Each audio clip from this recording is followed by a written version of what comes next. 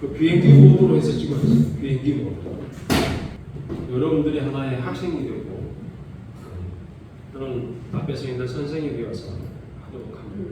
그래서 이 앞에 이 판서가 잘 보이는지 안 보이는지 중간중간 또 확인을 해주시면 좋겠어요. 자,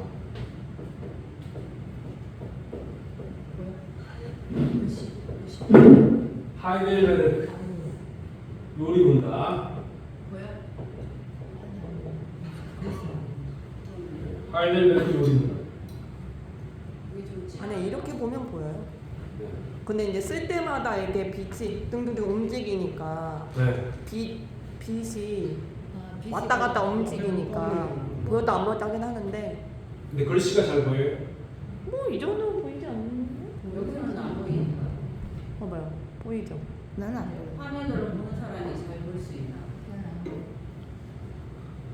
더 당겨볼게요. 그럼 완전 당겨야 돼요. 네, 잘 보여요, 안 보여요? 글씨가? 저는 보여요. 글씨가 보이죠? 네. 그리고 이제 소리가 잘 녹음이 돼야 되는데 지금 이제 음성 장비나 이런 부분들이 좀 저에게 갖춰지고 여기에 이렇게 마이크를 하나 달아야만 되는 상황인데 제가 마이크를 들고 작업을 했을 때 강의를 했을 때 녹화가 잘 되고 음성 녹음이 잘 되는지를 이제 확인해 보려고 합니다.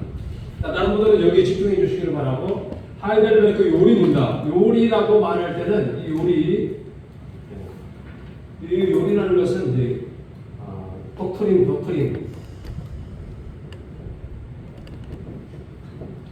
독트린에 해당하는 게 요리다 이렇게 보시면 돼요. 요리. 이 교리를 혹은 원리를 묻고 답한다. 묻고 답한다 하는 형식이 바로 하이델베르크 요리 문답입니다. 하이델베르크는 지역이에요. 지역. 독일의 지역을 말하는 거예요. 독일 지역. 그래서 하이델베르크 요리 문답식으로 만들었다. 그래서 여러분들이 지금 보고 있는 요리 문답을 지금 배우고 있는 중입니다. 예레미야 31장 3절 한번 가봅니다. 예레미야 31장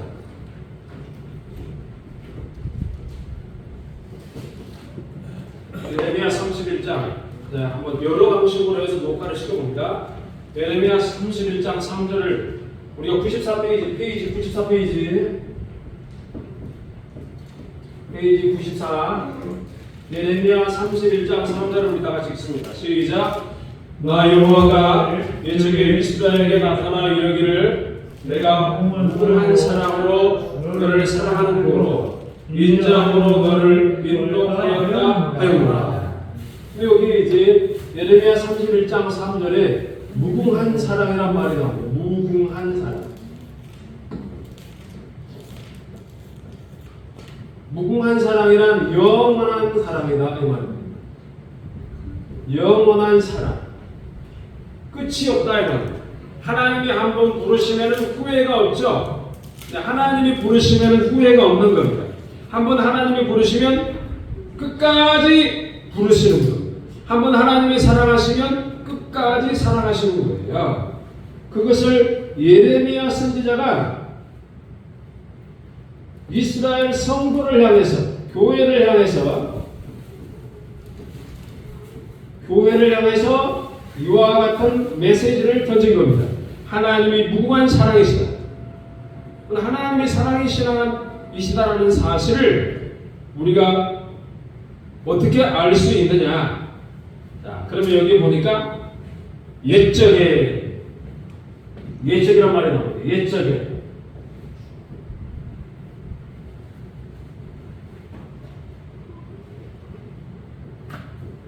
옛적에 누가 나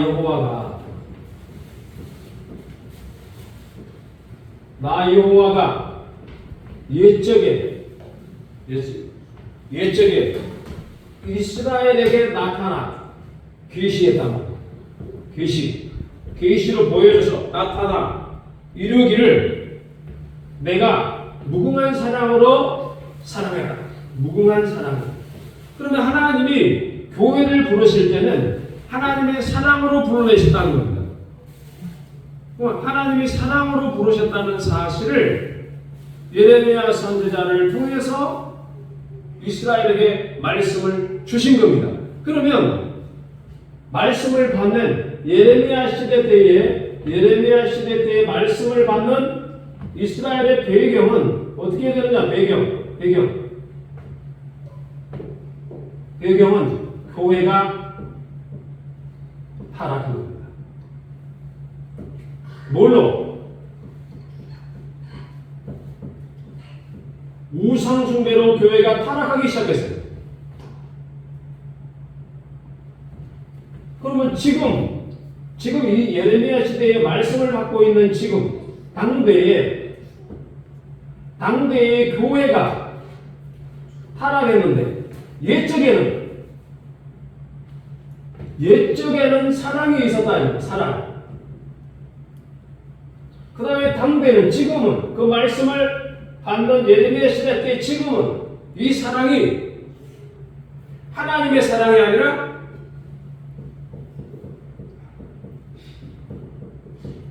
인간적 사랑으로 바뀌었다 이 말입니다. 인간적 사랑. 자, 여기 보면 교회가 타락하는 것 중에 가장 중요한 내용이 뭐냐면 우상이에요.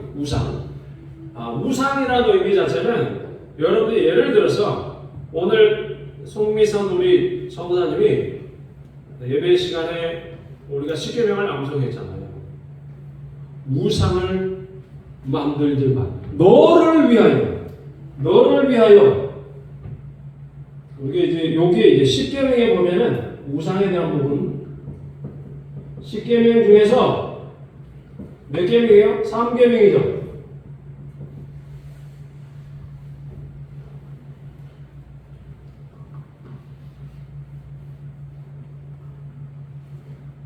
삼계명 맞나요? 3계명 맞죠? 뭐가요? 우상을 만들지 말라. 그거는 2계명인가요? 네? 이계명. 10계명 가운데 2계명이 우상 숭배를 하지 말라고 그랬어요. 너 앞에, 교회 앞에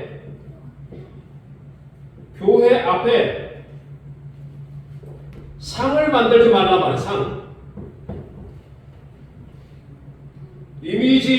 이미지도 맞는데 이거보다도 더 중요한 게 아이돌. 여러분 아이돌 좋아하면 안 돼요. 아이가 보라 있잖아요. 그러니까 아이돌 우상이라는 거예요. 지금 이제 여러분들 아이돌이 지금 다들 나와가지고 춤추고 노래하고 연예계로 가고 다들 그런 사람들이 많고 지금 어마어마한 사람들이 기획사 들어가려고 준비하고 있대요. 젊은 청춘을 거기서 보내려고. 그래서 이 아이돌이란 말을 우리가 잘 생각해. 이게 어떻게 뭐냐면 자연계의 사물을 형상화시킨 거예요. 자, 만들지 말라. 여러분들이 만들고 절하고 하지 말라. 애착을 갖지 말란 말이에요. 애착을. 여러분이 만약에 제가 커피를 좋아하는데 커피를 좋아하는 것에 지나쳐서 커피를 갖고 뭔가 조형물을 만들어내는 그게는 뭐가 되냐면 내가 커피 알갱이를 섬기게 되는 거예요. 여러분들이 무엇을 만든다. 내가 무엇을 만든다.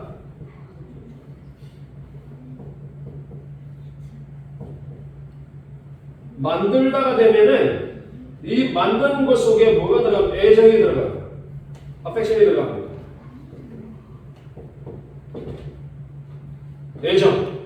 애정이 쏟아지는 순간에 여기에 뭐가 들어가요? 사랑이 들어가고 마음이 들어가고 정성이 들어가죠. 그러면 사물 안에 애정이 딱 들어가는 순간에 이 사물은 내게 신이 되는 겁니다. 신. 그래서 만들지 말라고 했던 거예요. 내가 무엇을 만든다 그러면 만든 그것이 내게 신이 되는 겁니다. 거기에 신성이 부여되는 거예요. 영적인 사실도로 가버리는 겁니다.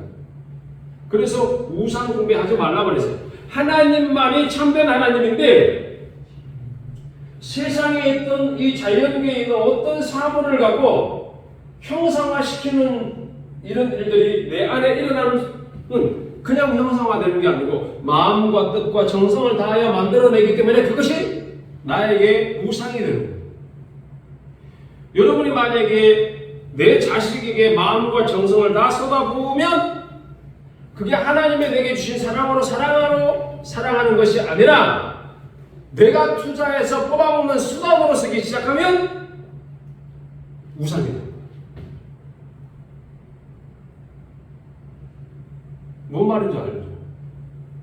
우리 최민석 권사님이 벼라를 지금 잘 키우고 있는데 벼라를 잘 키워서 벼라가 나중에 성공하면 할머니한테 용돈도 잘 주고 그리고 옷도 잘 사입히고 이렇게 해주는 게 재밌으니까 나중에 그는 나의 보상이야 이러고 키우는 거 아니잖아요.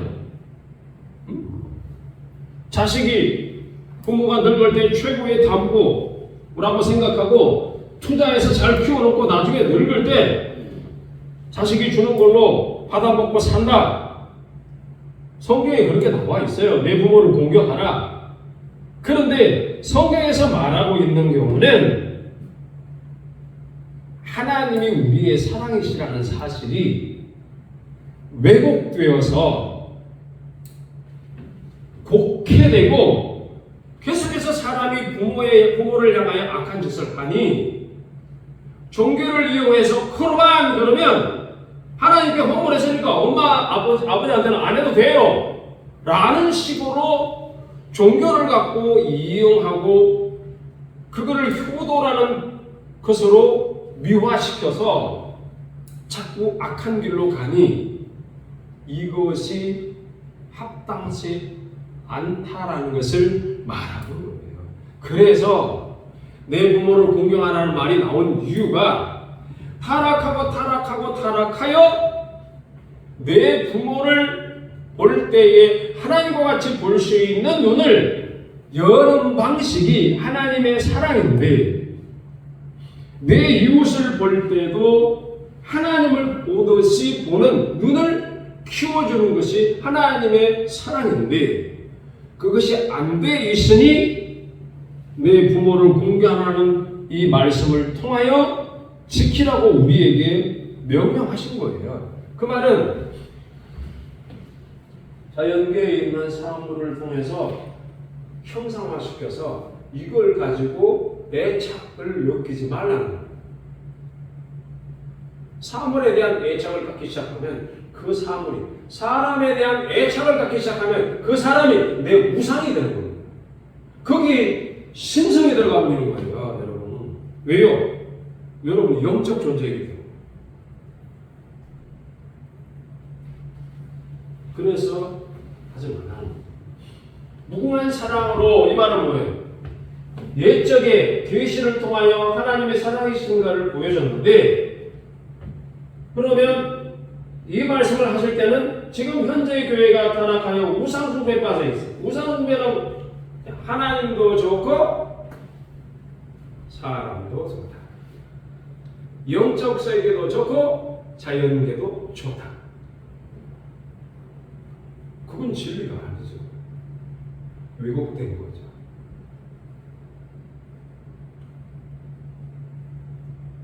그래서 우상이란 뭐냐? 우상이란 신성이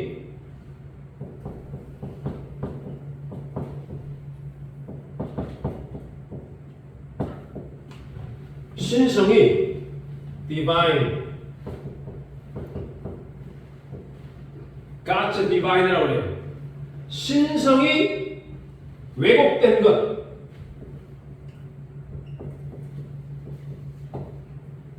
신성이 왜곡되면 우상이다. 이해되시죠? 자, 보세요. 신성은 하나님이 우리에게 신성을 주셔서 우리 안에 그 신품을 갖고 있어요. 영 안에. 근데 하나님의 신성이 내게 흘러 들어와서 하나님의 사랑이시라는 것을 깨닫고 그 사랑을 하나님 사랑, 이웃 사랑으로 가져가는 것은 진리라고 말하고, 하나님의 신성이 내 안에 들어왔는데 하나님을 사랑하는 쪽으로 리액션이라고 그러죠. 반영, 그러니까 반영하는 쪽으로 가지 않고 이것을 내 안에 가져와서 내 안에 머물러서 여기서 썩혀서 흘러들어가지 못하게 하는 것을 신성의 왜곡이라고 말합니다. 햇빛이 비치는데 햇빛을 받고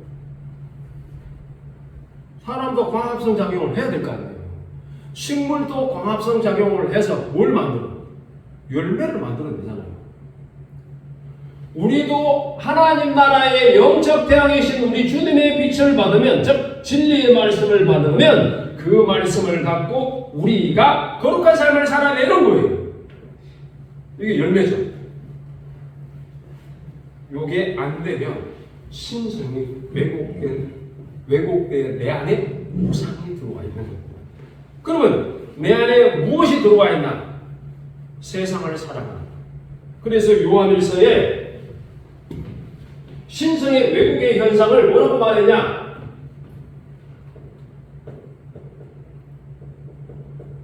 요한일서 1장. 그래서 2장까지 여러분들 읽으셔야 되고,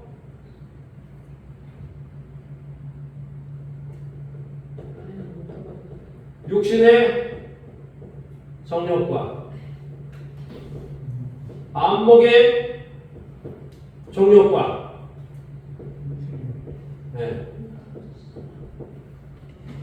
이생의 자랑, 이생의 자랑이 정욕과 자랑이 뭐예요? 신생의 왜곡이다. 신생의 왜곡.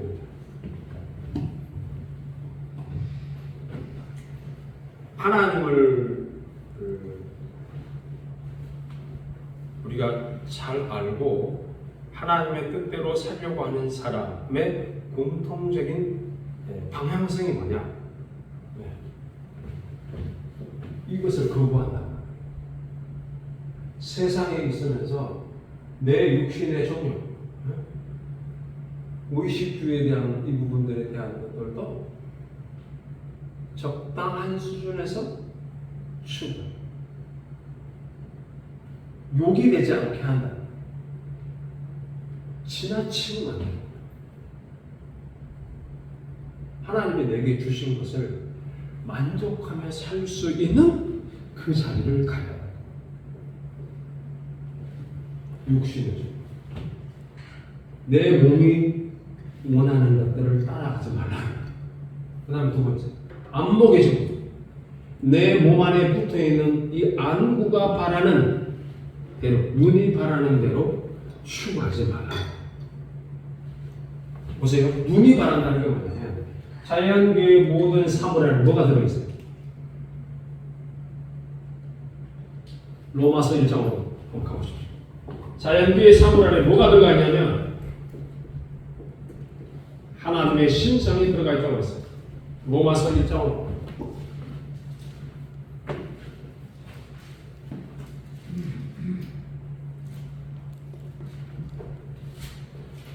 로마서 1장 18절부터 23절까지 다 같이 읽고 시작. 하나님의 증거가 오히려 진리를 막는 사람들의 모든 경건치 않고 이에 대하여 하늘로 쫓아나느냐. 이는 하나님을 알만한 것이 저희 속에 보이며 하나님께서 이를 저희에게 보이셨느니라. 창세로부터 그에 보이지 아니하는 것들, 곧 그의 영원하신 능력과 신성이 그의 만드신 만물에 분명히 보여 알게 되나니 그러므로 저희가 힘겹지 못한다. 하나님의 영원하신 능력과 사물 안에는 하나님의 영원하신 능력,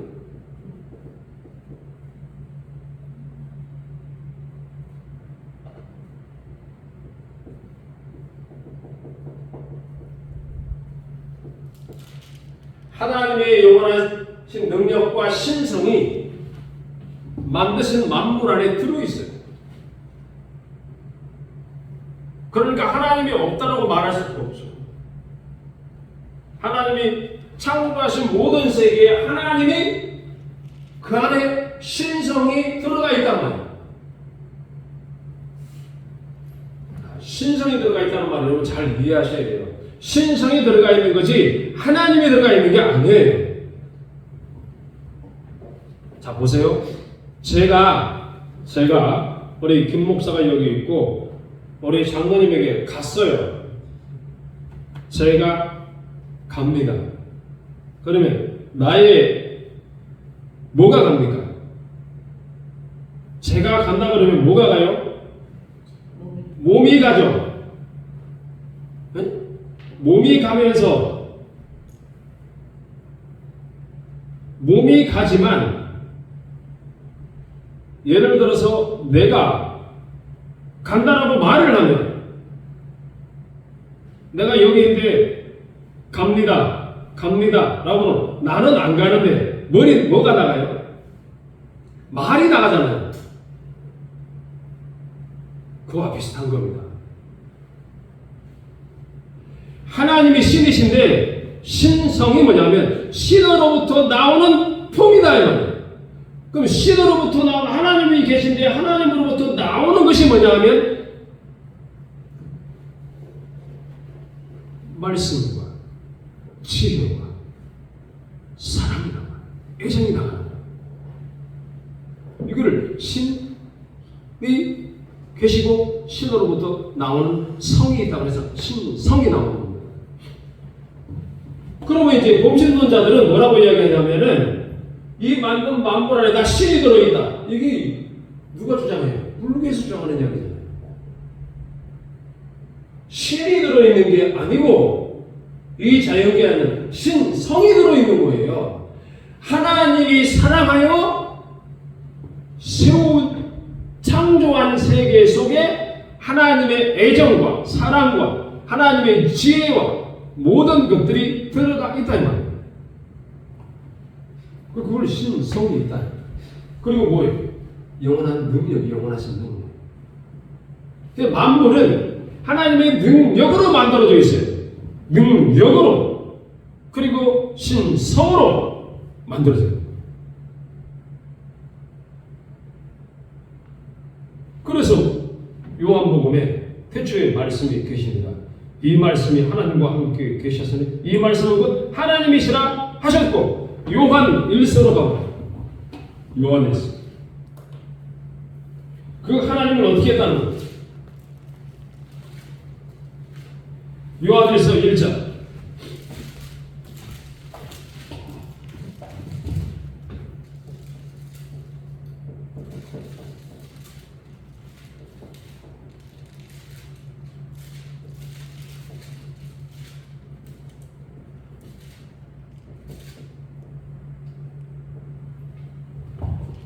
다 같이 시작. 1장 1절부터 4절까지 시작. 태초부터 있는 생명의 말씀에 관하여는 우리가 들은 바요 눈으로 본 바요 주목하고 우리 손으로 만진 바라. 이 생명이 나타났은 바 된지라. 이 영원한 생명을 우리가 보았고 증거하여 너희에게 전하오니 이는 아버지와 함께 계시다가 우리에게 나타났은 바 된 자니라. 우리가 보고 들은 바를 너희에게도 전함은 너희로 우리와 사귐이 있게 하려 함이니 우리의 사귐은 아버지와 가는 예수 그리스도와 함께 함이라. 우리가 이것을 쓰면 우리의 기쁨이 충만케 하려 함이로다. 아멘. 태초부터 있는 생명의 말씀에 관하여는 이 태초부터 있는 생명의 말씀이죠. 네? 태초부터 있는 생명의 말씀은 누구를 말하는 겁니까? 예수님이죠. 태초에 말씀에 계시니라. 이 말씀이 하나님과 함께 계셨으니 이 말씀은 곧 하나님이라 하셨으니 이 말씀이 예수님이잖아요. 그러니까 태초부터 있는 생명의 말씀은 말씀인데 생명의 말씀. 이 생명의 말씀은 우리가 들었다, 말씀을 눈으로 봤다, 생명의 말씀을 손으로 만졌다. 보고 듣고 만졌다. 이 말이에요. 하나님의 말씀을 보고 듣고 만졌다. 즉 생명의 말씀을 보고 듣고 만졌다. 이 말은 예수님이 하나님이시다는 사실을 확인했다 이 말이잖아요. 그러면 예수님이 하나님이시다는 이 말은 영원 세계의 하나님이, 천국의 하나님이 이 지상계로 자연계의 하나님으로 오셨다 이 말입니다. 그러니까 영계의 하나님이시면서 동시에 지상계의 하나님이시라는 사실을 뭘로 확인했어요?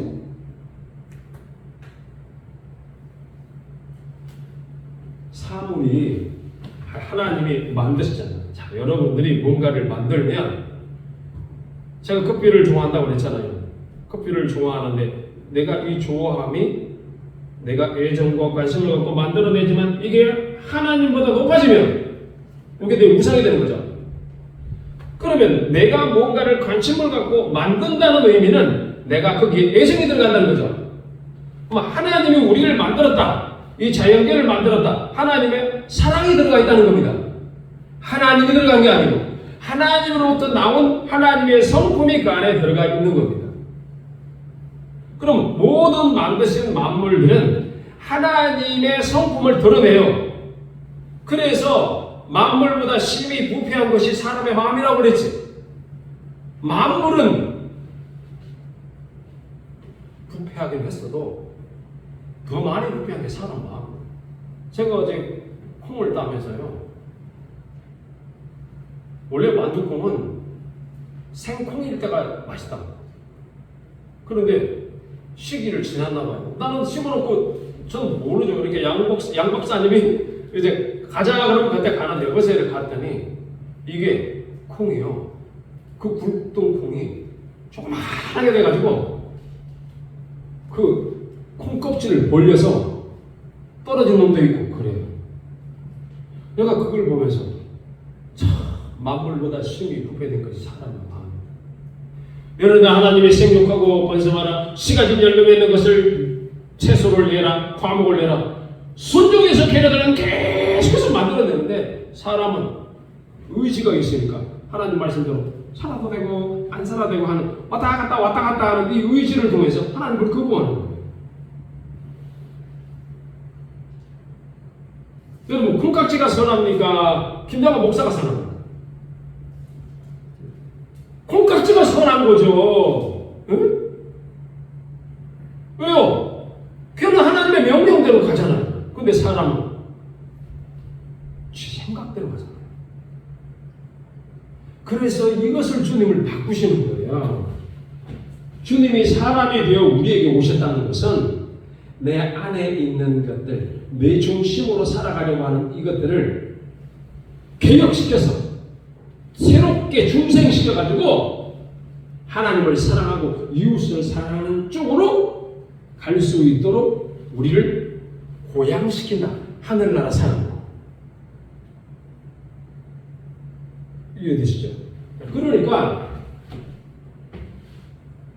내가 만든 만물 속에 하나님의 사랑을 확인하기 위해서 사물을 자꾸 만들어내는 것이 아니고 이거를 자기 중심으로 하나님을 땡겨오는 거고, 만드신 모든 만물 속에 하나님의 신성과 영원한 능력이 있는데 이것을 허락하신 분이, 창조하신 분이 하나님이시다로 가야 된다는 거예요.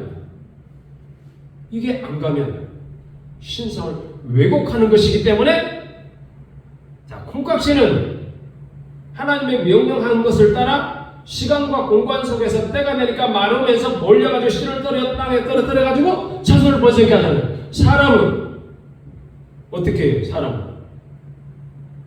사람은 하나님의 말씀을 통해서 이해의 빛이 들어오고, 이해의 빛이 들어와서 하나님이 사랑이시다는 것을 깨닫게 됨으로써 그분의 법을 지킴으로 생산되는 거예요.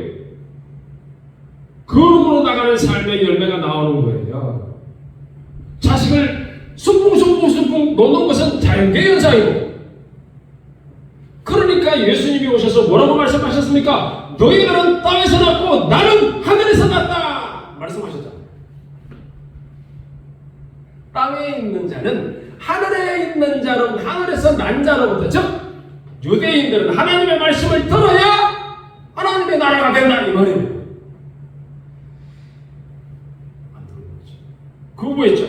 어떻게 십자가 가서 못을 박아버렸잖아요. 그러면 이것도 하나님이 바꾸시는 거야. 그래, 너희들 못 박을 줄 알고 있었다. 그러나 나는 내 목숨을 내어주기도 하고, 그리고 나는 내 목숨을 다시 얻기도 한다. 내가 하나님이니까 라고 그러면서 부활하셔버려요. 그럼 누가 강해요? 사람이 강해요? 하나님이 강해요? 그 강하신 하나님의 자연의 사물 속에 하나님의 신성과 영원하신 능력을 부어 넣었다니까요. 그러면 여러분 사물보다 뛰어나면 하나님의 영을 받았는데 어떻게 해야 되냐는 거예요. 여러분의 생각과 여러분의 마음과 여러분의 의지가 주를 향해 살아야겠다. 주의 계명을 즐거워하고 지켜야 된다. 그거를 못 지키니까 교회가 타락을 해서 우상숭배로 빠졌던 것을 다시 예수 그리스도의 십자가로, 예수가 하나님이시다, 예수님이 하나님이시라는 사실을, 이 진리를 빛으로 우리에게 주시고, 이 빛이 마음의 눈을 뜨게 하고 주를 보게 한다면 이렇게, 그래서 하나님 사랑, 이웃 사랑으로 갈 수 있게 되는 겁니다. 질문 있습니까? 기도하겠습니다. 하나님 아버지 고맙고 감사합니다. 오늘도 우리에게 주신 이 말씀들의 내용들을 잘 기억하고 한 주간 동안 모든 악과 거짓을 이기고, 그리고